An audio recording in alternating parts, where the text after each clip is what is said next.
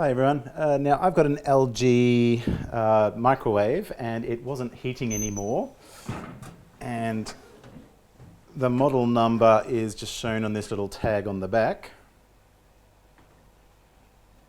When it stopped heating, I noticed that everything else is working, so the clock is fine, you can set the time on it, you can press start and it'll run.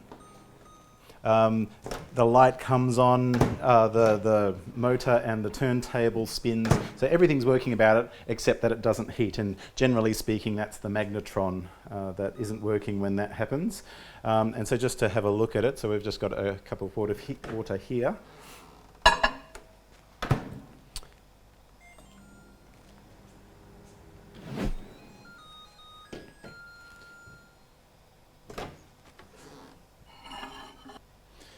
Now if you have a look at the temperature, so it's gone from 25 degrees up to 46.8 degrees. So it is working a little bit, but nowhere near what it should be working.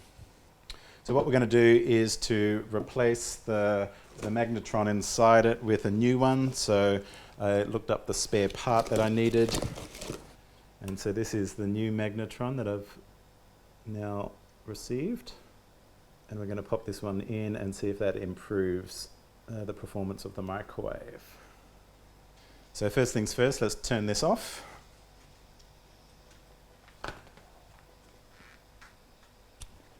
Now this microwave has a few screws around the place, so there's one in the bottom on the sides.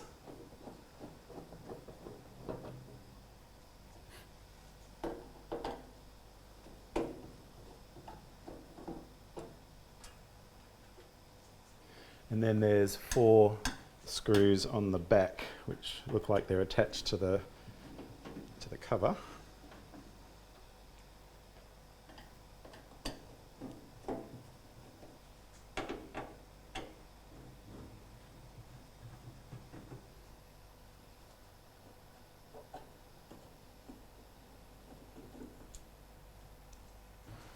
Now I should be able to slide this to the back, but I can't.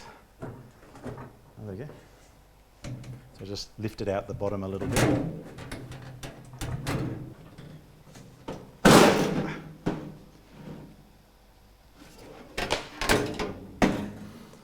So here's the, this is the outside part. This is the front of the cover, and these fit into the front of the unit under there. So when you take the screws out, you have to free up the back pieces and then pull it backwards, and it holds on quite tight. So I found I just have to pull it backwards. I had a look underneath to see if there's any screws or anything holding it on under here, and there wasn't for this model of microwave. So for anyone else who has this model, hopefully that helps. So you can see here the plug coming from the magnetron down into this part here. All of the videos that I've seen have a unit, a capacitor, which looks exactly the same as all of the other videos and all the other makes of microwave. But for some reason this one doesn't. This one's just got a printed circuit board, and I don't know whether you can see it, and this part in here, which is just a bunch of plastic elements, and there's an exposed copper wire sort of wrapped around in the center there. I'm sure it works as a capacitor, since you need one for the magnetron, but all of the electronics running it is just sort of sitting on here, and the wires, you can see here, plug in just here into the circuit board, which you can see sort of poking out here.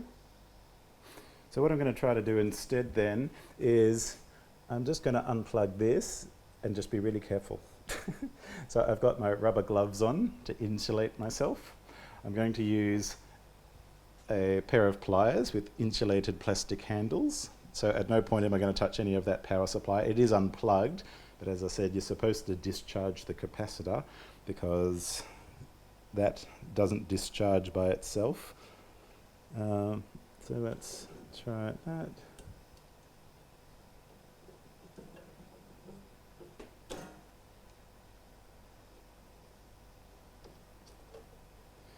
And so what we're going to do is treat these points here as live, as though we've got it plugged into a 220 watts. In fact, it's a hell of a lot more than that, 2000 volt power supply. So as far as I'm concerned, this is live, and I am not going anywhere near that. In the meantime, we've unplugged our magnetron, and we are going to detach that from here. All right, so what we are seeing is a screw up the top here. So let's take that off.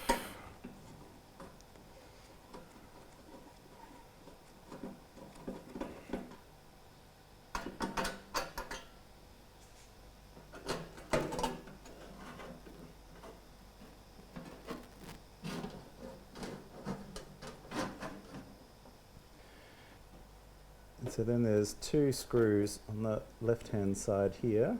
So let's get those out.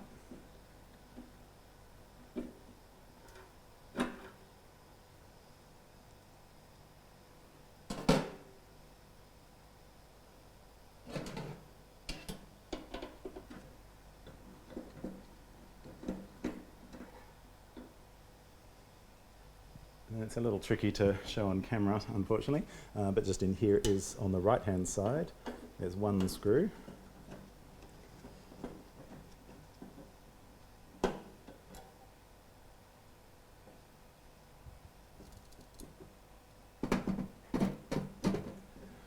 Now to get this out, there's these little teeth here on the top, and they're like a hook pointing upwards. So to remove the magnetron, you actually have to lift it up a little bit and then pull it back. Now typically when a magnetron's not working very well, the tip of the magnetron is all brown and discoloured. This microwave's not that old, but it's just not working very well. So you'd put in a plate of food and turn it on, and it wouldn't work very well. It wouldn't heat very much. As you saw with the cup of water, in only 30 seconds it rose the temperature from 25 degrees to 46 degrees. This isn't that discoloured. We're going to try putting in the new magnetron anyway and see if that fixes things for us. Now here's the new one. These are the slots. So it looks like there's 4 of them that have to go into these little slots here, these teeth, these hooks.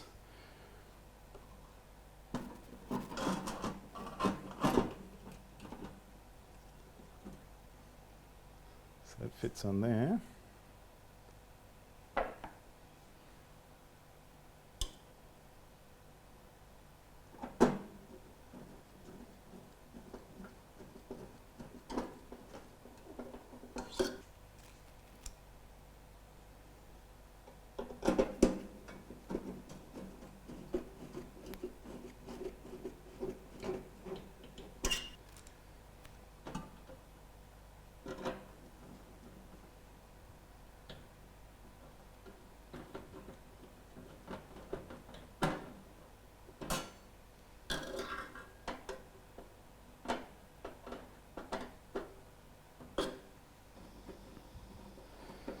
This deflector barrier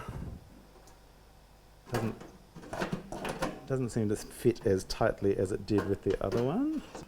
Having said that, there's set holes in the top. There's a little tab underneath here, and it fits into that hole there, which lines up this hole here, so it really can't go anywhere else. So even though it looks like it's not fitting quite as snugly, it can't really go anywhere else, so I'll give it a go.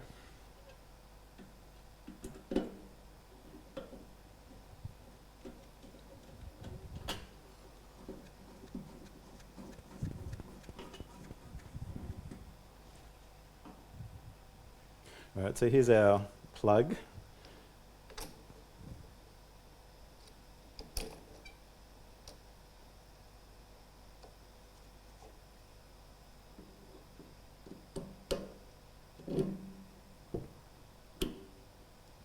So let's put all this back together and see what it does.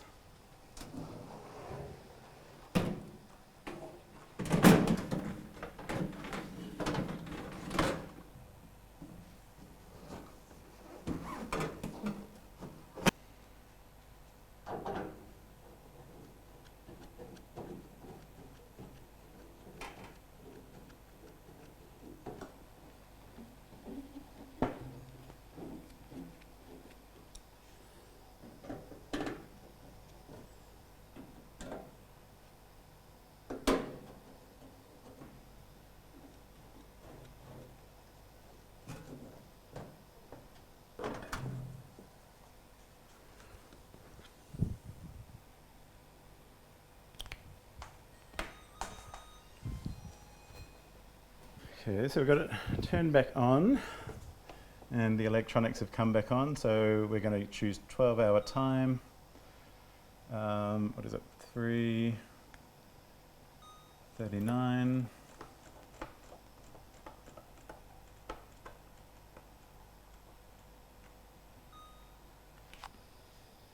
So here's our cup of water, and I've refilled it, and it's 26.7 degrees Celsius. It's summer at the moment here in Australia, it's really hot.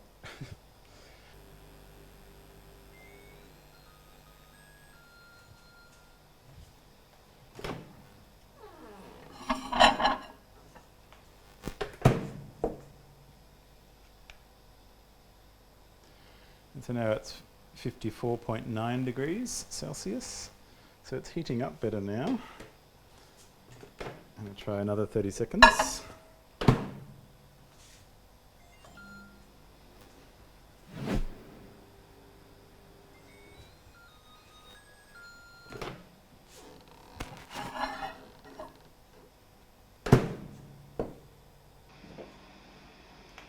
I can see steam coming off at this time, and it's 71.3 degrees Celsius. All right, so that seems to be working much better now. So what I found is that the old Magnetron, which is this one here, it hadn't completely failed. It was heating up food, but just really, really slowly. So we couldn't get it to warm up a meal to, to say the temperature that we would want it at. You saw it heated up water, so it did raise the temperature of the water slightly, but it wasn't raising it as quickly or as far as what we wanted it to. So I did replace the Magnetron, and now it's working much better. As you saw, the insides of this model of microwave was slightly different from others that I've seen on YouTube. And so I'm putting this video up just in case someone else has this model of microwave and you might be interested in, where the screws are to take the back cover off, because they're all slightly different. And in particular, which I was surprised about, what the capacitor looks like that the Magnetron itself is attached to. So as you saw, I couldn't actually find the capacitor in this unit, but I was able to swap out the Magnetron anyway, just by being extraordinarily careful. All right, well, thank you. I hope that helps someone, and I'll see you later. Bye.